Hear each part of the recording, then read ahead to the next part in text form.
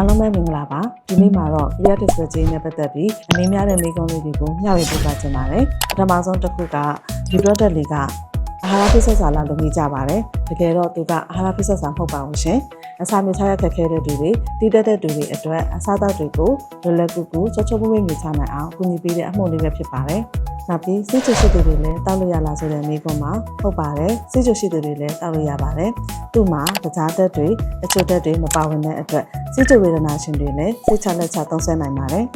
ဒီနေ့ပဲရောလို့ရတာလားဆိုပြီးမိကြတာလည်းတွေ့ရပါတယ်Creative Strategy ကိုလူနာတောက်ချင်တဲ့ဘယ်လိုအရေးမျိုးနဲ့မဆိုရောလို့ရပါတယ်နော်ဒီနေ့ပဲဖြစ်ဖြစ်ကျန်းတဲ့ရာဘယ်လိုအရေးမျိုးနဲ့မဆိုအဆင်ပြေပါတယ်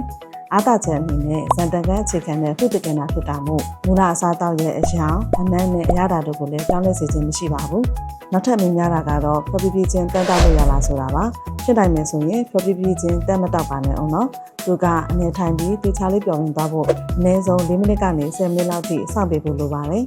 နောက်ထပ်မြင်မြန်ခြင်းတဲ့မိကုံးလေးတွေကိုတော့ comment မှာချန်ခဲ့နိုင်ပါတယ်နော်နောက်ဗီဒီယိုတွေမှာပြန်လည်ဆုံတွေ့ပါမယ်ရှင်